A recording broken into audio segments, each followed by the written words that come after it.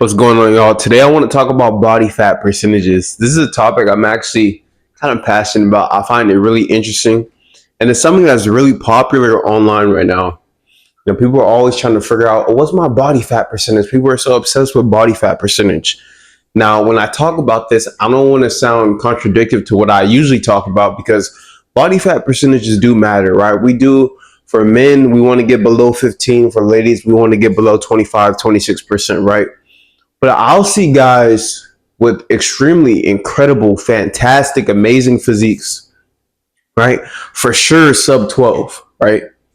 They might claim 9%.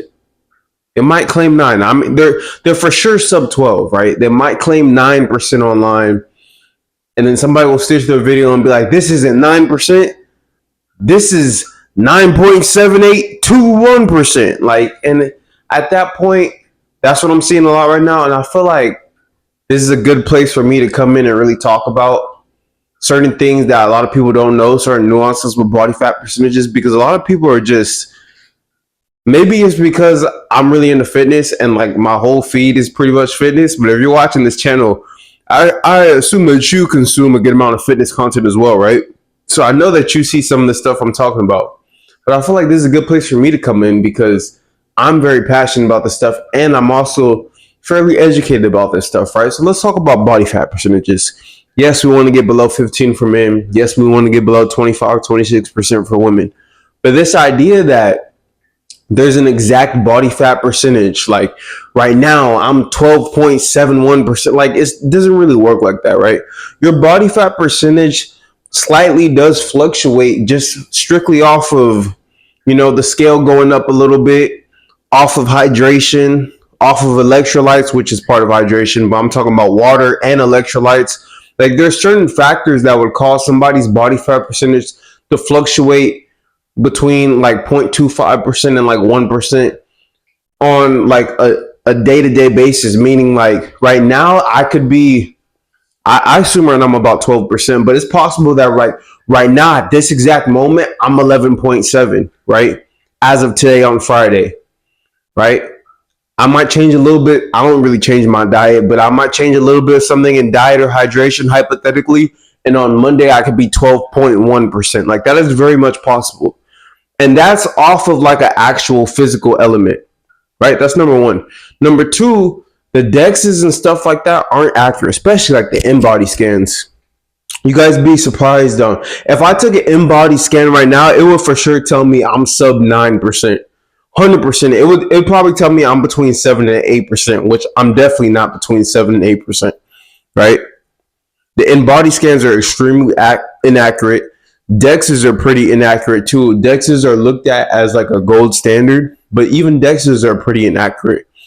Not only is the measurement inaccurate, but also just calibration, like just off of calibration, you could be off by a few percentages. So a lot of people, they get so caught up in the number, and there's nuance to a lot of things, and a lot of people are so single-minded that they forget nuance, right? So when I tell you I'm 12% body fat, which is what I think I am right now, I'm saying that as a range. Like I always say, like I'm for sure somewhere between 10 to 12. I know I'm sub 15. I don't need to go get a DEXA to know I'm sub 15. I got veins everywhere in my body, including my lower abs, right? So there's certain signs that you can see, and there's charts for you to look at, right? But there's certain signs that and I'll talk about the charts in a second, but there's certain signs that you can see to tell like what your body fat percentage is. Now, the problem with the charts is that even though the charts are like relatively pretty accurate, they might show a guy or a lady, and this is what this body fat would look like at this range, and then this at that range, right? You'll see stuff like that.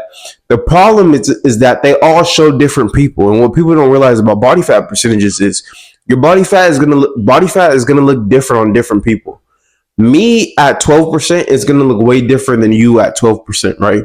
Depending on muscle mass, depending on your bone structure, and depending on your genetics, which is part of your bone structure, different body fat percentages, and even the same body fat percentages could look different or similar, right? One example I'll use is a bodybuilder at 12% body fat who has good muscle mass, good genetics, is going to look leaner than like a marathon runner at 7% body fat who doesn't have a lot of muscle, but they're just extremely lean because obviously they expend a lot of calories, right? They're 7% body fat, they run a lot. They're going to look not as lean as the 12% body fat bodybuilder who's 12%, right? But he has muscle mass, he has good genetics, he has good striations because his muscles have been through a different type of metabolic stress and things of that nature, right? So you can't just go straight off of percentages and off of the charts that you see. You'll see like they'll show this, okay, this guy, they'll have him for the 9 to 10% range. Then they'll have this random guy at a 12 to 15% range. And then they'll have this guy at the 15 to 18% range. They're all different people.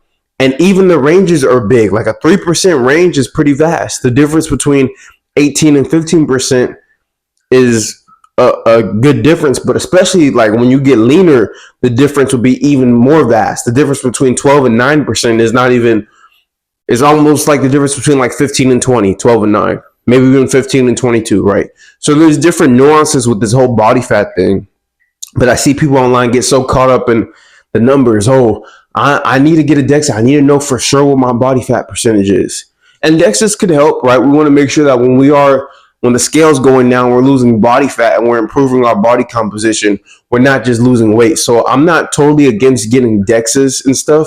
But like you take somebody like me, I know how to preserve muscle. I know how to help my clients preserve muscle on a cut, even gain muscle on a cut for a lot of people, right? Just by fixing structure. I know how to protect muscle on a cut. So it's not like me getting a DEXA right now would really do me any good. It really wouldn't. It'd just be a waste of money, right? Not only because of the accuracy, but also because like I'm not like some people, they would, okay, I'm gonna get a DEXA at the beginning of my cut and at the middle of my cut and at the end of my cut to see, the changes to make sure that my body fat's going down and all that's cool. But for me and my eye and my IQ with fitness, I'm taking weekly videos right now, if you guys don't know, for my day-to-day check-ins. But like every Sunday, I'll just take pictures and just go through my pictures. And if I need help, I could send them to a coach, right? Or I could send them to AI or whatever, and I could really go through my physique and see if I'm making improvements.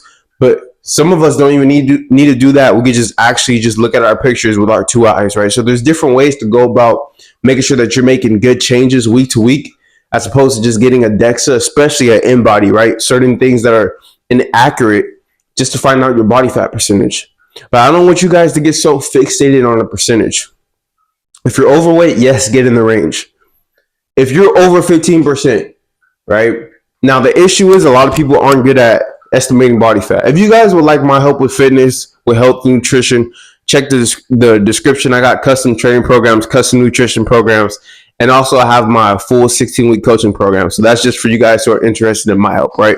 But if you're over 15%, which I know a lot of people are, or if you're over 25, 26% for women, get down there, right? But if you decide to push like to sub 12 for men, you decide to get sub 20, 21 for women, don't start obsessing over like the scale, because that's when you start obsessing over the scale, obsessing over body. Am I 10 or am I 11%, right? Because you could really see everything too. So that's when you have to get really, really careful with making sure that you're not getting in your own way with all these mental like gymnastics that people are doing online. Again, I'm seeing dudes, amazing physiques, definitely sub 12, right? I just saw Kino Body. He posted his physique, and I just did a stitch on this, or a sequence on Instagram. Kino Body posted his physique. I would say he's about 8%, but people in the comments are like, nah, he's 10%. Nah, he's 7%. Like, he looks amazing, and he has like no fat on him. Like, what are we doing? Like, at some point, we just have to focus on making sure that we're in the look and the range. Like, you could tell that he's in the sub 10% range. He's definitely between 8 to 10%. There's no ifs, ands, or buts about it. He looks good and he's healthy. Like, that's all. If we're not getting on stage and competing, that's all we should really be going for. The look, the health, that's it, right? Right now, I'm cutting the single-digit body fat. Right now, I would have me in the 10 to 12% range, right? On the upper end right now. I was about on the lower end of that a few weeks ago, right? I was about 10, 11% a few weeks ago. and I'm getting back down there with my sleep intact and everything together. So I'm excited for that, right? But once I get to the single digit body fat, I'll see the visual changes. Now, whether it's 9.7 or 9.2 or 8.9735, like who gives a fuck? Right? That's just extra mental space that can be allocated somewhere else. And that's why I'm making this video, because I want you guys to get your head out your ass. Like that shit does not matter. We're not getting on stage. If you are getting on stage, even then visually things matter too. Like even if you're getting on stage, yes, there is a threshold that you have to meet. Like you can't get on stage above 7% body fat. Like you're not lean enough. But at the same time, you're going for a look. You're not. If a DEXA says that you're 7.2, but you have your Christmas tree, like you have everything that you need to get on stage, then you're not going to be like, oh, I got to get below 7, right? Like we're all going for a look. So always focus on the look and then just get in the range. Again, I just want to be in like the 7 to 9% range. I'll know when I'm single digit body fat, right? You'll know, like, at least you should know. And if you don't, again, get at me if you need some help. But if your goal is like 13% for men, if your goal is 20% for women, you'll know when you're 20 to 21 for women, when you're in that 12 to 14% range for men. Like, you don't have to be, am I 12.5 or am I 12.9? Like, that shit is just extra energy that can be allocated somewhere else, guys. So this is the truth about body fat percentages. Again, just as a recap, don't just get in the range. Don't really care too much about hitting an exact body fat percentage, because you'll never really know your exact body fat percentage. It fluctuates. I don't want to say day to day, but like just off of hydration, food volume in the stomach, like it could fluctuate slightly just off of that. And then DEXAs, in bodies, and all these things aren't even accurate. The most accurate thing is just knowing body fat and estimating, like, or being dead and getting an autopsy. Like those are the really like the best ways to really know your body fat, honestly, right? That's number one. Number two, depending on muscle mass and depending on your structure, your bone structure, right, your genetics, different body fat percentages will look different on different people. Right now I have myself at about 12%. You take a bodybuilder who's been lifting for 15 years, who's on drugs and all this extra shit, him at 18% would look leaner than I do right now at a natural, 12%. 4.5 years into the gym, with the first 3 years, my nutrition was shit. Like he has way more muscle mass. He probably has better genetics for bodybuilding and for muscle building. Different frames. He's probably shorter since he's a bodybuilder, so he's gonna look fuller. Like there's a whole bunch of extra shit that goes into this off like the eye view that would make somebody look leaner even at higher body fat percentages, right? So those are just the recaps from this video. If you're a real nerd about fitness, I know you enjoyed this because these are very nuanced topics, and I love talking about stuff like this. If you guys have any questions, again, drop them in the comments, or you could DM me on Instagram, or you can email my business email. All that will be in the description if you want to work with me for fitness. I also help people with like mental clarity and have like strategy calls and stuff like that. I'm big on mind, body, and creative life. So any of that, check the description. If you're new to the channel, also subscribe. And if you're not new, welcome back. Like the video. I'll see you guys tomorrow for another video. And then on Sunday, we'll have my week 9 check-in, because I am cutting right now. And I'm giving you guys check-ins every Sunday. So I'll have my physique and mindset check-in on Sunday, right? So this is the truth about body fat. If you guys want a part 2, let me know, because I love talking about this stuff, man. So this is the video, man. I'll see you guys tomorrow. Peace.